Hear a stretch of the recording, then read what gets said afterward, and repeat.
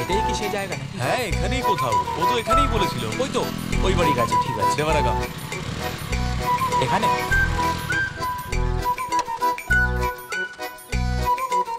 এই বাড়িটা? হ্যাঁ এটা ওই ক্যাটারিং ওয়ালা দেবানদের বাড়ি নয় তো? হ্যাঁ চলো ভেতরে যাই। হ্যাঁ চলো চলো চলো।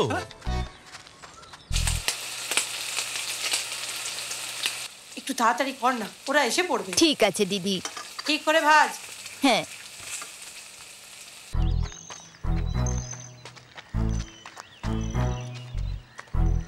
খাবার রান্নার সুগন্ধ এখান পর্যন্ত আসছে, মনে হচ্ছে কপালে ভালোই খাবার আছে।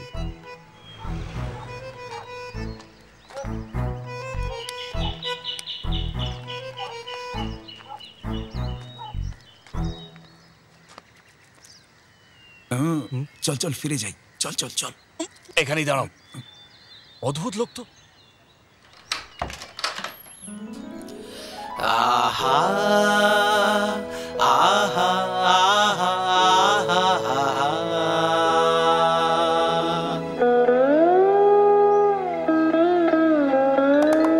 চন্দনের মতো সুরভিত তুমি, চাঁদের চেয়েও রূপসী তুমি। তোমার সাথে মিলনের আশায় এসেছে দেখো প্রেমিক তোমার, এসেছে দেখো প্রেমিক তোমার, এসেছে দেখো প্রেমিক তোমার। শালিনী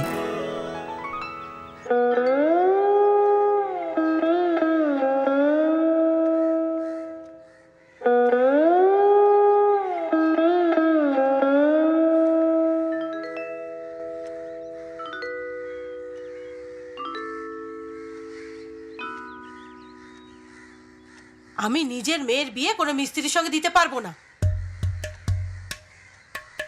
আমরা কি যেতে পারি? না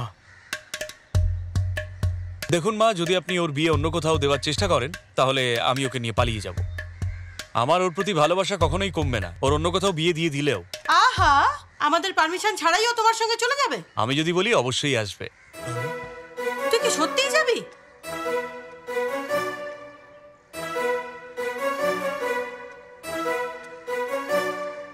হ্যাঁ আমি যাবই।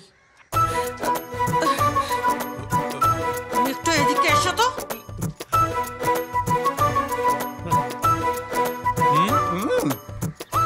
আরে ভিতরে এসো না।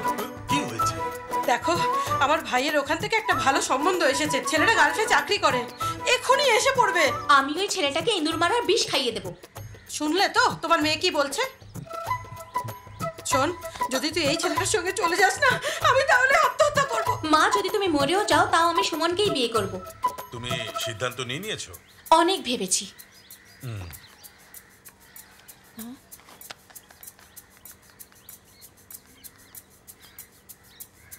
হ্যালো দাদা, তাড়াতাড়ি একটা কাজ করুন, ওই যে ছেলেটা আসার ছিল না তাকে মানা করে দিন। আরে বলে দিন না আসতে।